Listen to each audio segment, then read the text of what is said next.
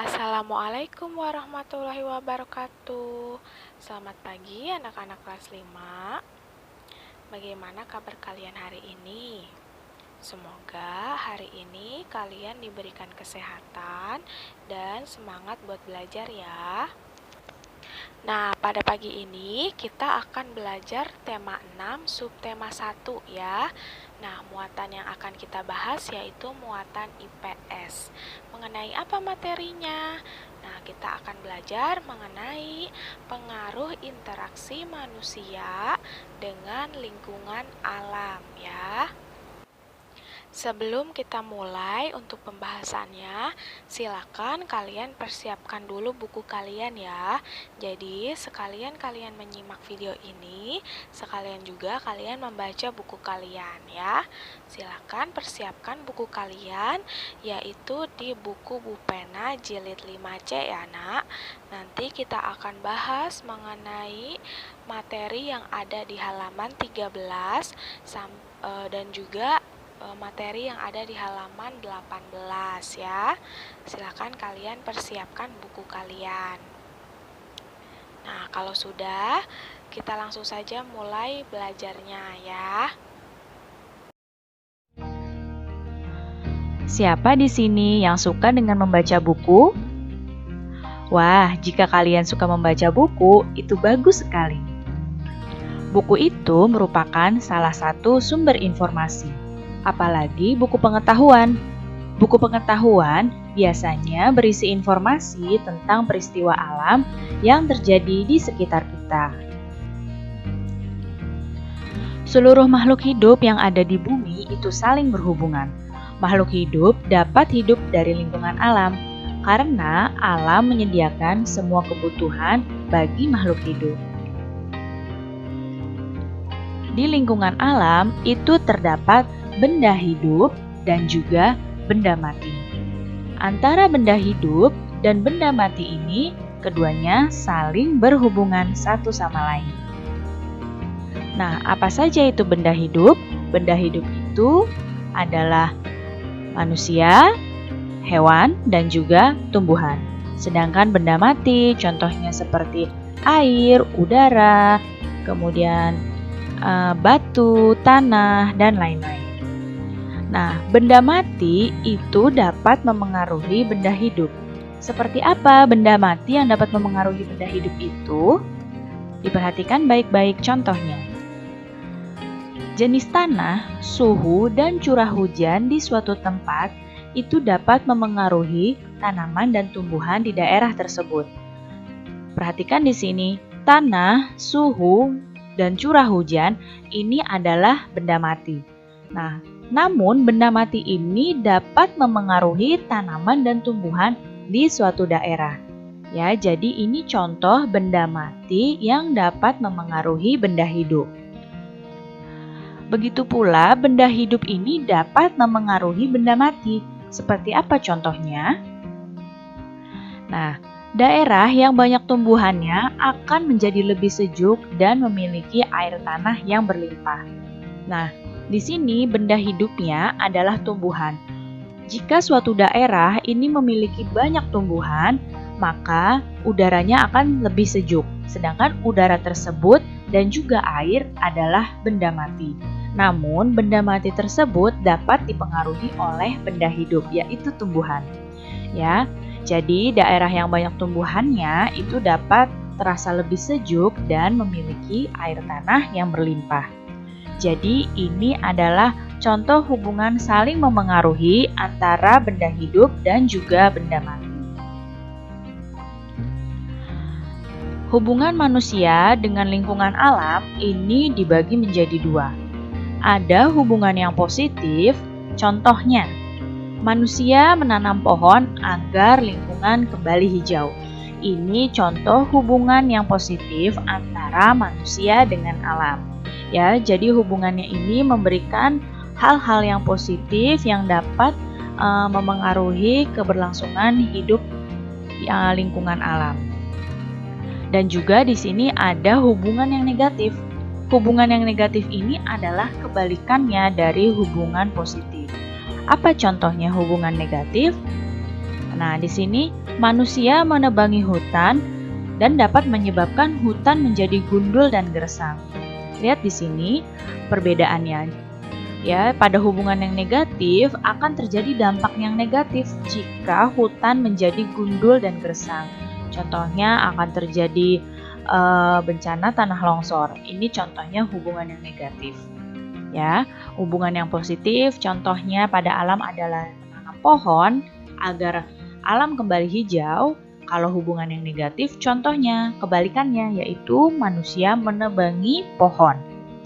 Jadi ini adalah contoh hubungan antara manusia dengan alam. Coba perhatikan gambar yang ada di hadapan kalian. Ya, ini adalah gambar seorang anak yang sedang membuang sampah. Namun, anak tersebut membuang sampahnya bukan di tempat sampah, melainkan di sungai. Pernahkah kamu melihat peristiwa seperti pada gambar di samping di lingkungan tempat tinggalmu? Jika kamu melihat peristiwa seperti pada gambar ini, sebaiknya kamu segera menegur orang tersebut karena perbuatannya akan menyumbat aliran sungai, sekaligus perbuatannya dapat mencemari sungai. Tidak semua interaksi manusia dengan alam berdampak baik bagi alam. Interaksi manusia dengan lingkungan yang kurang baik dapat menyebabkan beberapa bencana yang merugikan manusia dan lingkungannya. Kita ambil contoh peristiwa atau interaksi manusia dengan alam seperti gambar sebelumnya, yaitu gambar ini.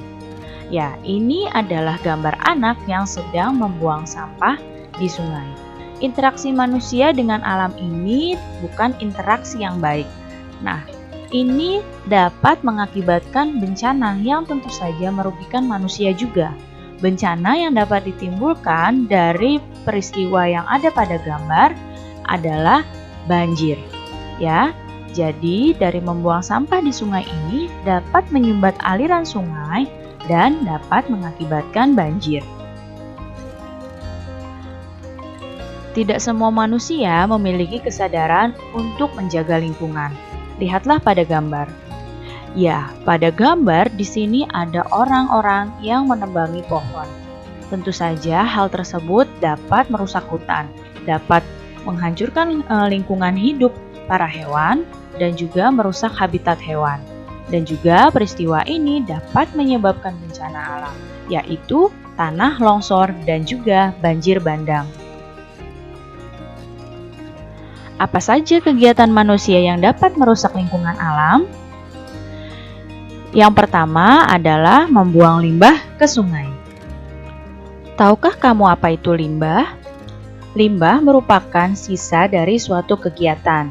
Nah, limbah ini jika dibuang ke sungai dapat menyebabkan sungai menjadi tercemar sehingga dapat mematikan ikan. Kemudian contoh kegiatan yang lain yang dapat merusak lingkungan adalah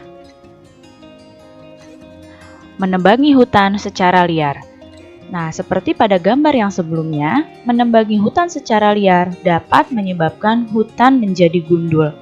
Hutan yang gundul ini tentu saja berbahaya karena tidak dapat menahan air, sehingga dapat memicu banjir bandang dan juga menjadi rawan longsor.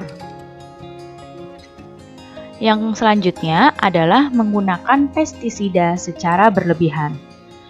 Biasanya, untuk memberantas hama tanaman, banyak orang menggunakan pestisida. Akan tetapi, penggunaan pestisida yang berlebihan justru akan merugikan. Penggunaan pestisida secara berlebih dapat membunuh hewan-hewan, termasuk hewan yang tidak merugikan. Selanjutnya adalah memburu binatang liar. Perburuan binatang liar menyebabkan hilangnya keseimbangan alam. Dan yang selanjutnya, menangkap ikan dengan racun, setrum, atau bahan peledak. Menangkap ikan dengan cara seperti ini akan mematikan semua ikan, baik itu ikan yang besar maupun ikan yang masih kecil. Akibatnya, kedepannya nanti ikan bisa saja akan mengalami kepunahan. Nah, ini adalah contoh-contoh kegiatan manusia yang merusak lingkungan.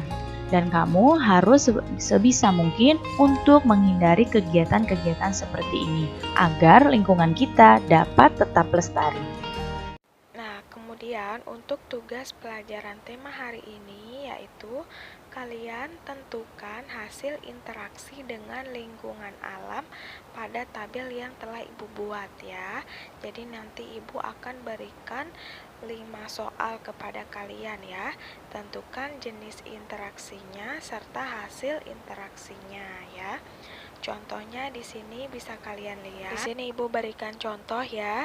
Misalkan bentuk interaksi masyarakat dengan alamnya itu contohnya bercocok tanam. Nah, lalu nanti kalian tentukan jenis hubungan interaksinya. Nah, bercocok tanam ini merupakan jenis hubungan interaksi yang positif. Kemudian kalian cari juga hasil dari interaksi tersebut dengan lingkungan. Nah, bercocok tanam ini hasilnya untuk apa sih? Iya, hasilnya adalah untuk memudahkan dalam mendapatkan sayuran. Lalu contoh soal yang kedua, misalkan nih bentuk interaksi masyarakat dengan alamnya itu soalnya menggunakan pestisida secara berlebihan. Nah, kegiatan ini coba kalian tentukan jenis hubungan interaksinya, apakah hubungan positif atau hubungan negatif ya. Nah, menggunakan pestisida secara berlebihan itu merupakan jenis hubungan interaksi yang negatif ya. Nah, dari situ kalian tentukan lagi hasil interaksi dengan lingkungannya. Nah, kegiatan menggunakan pestisida secara berlebihan ini hasil interaksinya adalah banyak serangga yang akan mati, termasuk serangga yang tidak merugikan, karena ini merupakan jenis interaksi yang negatif ya. Jadi ada pengaruh dampak negatifnya. Nah, ini adalah contoh soal yang Ibu berikan. Kemudian untuk tugas kalian adalah yang ini ya, yang 5 soal ini. Jadi nanti kalian bikin tabel seperti ini di buku tulis kalian ya.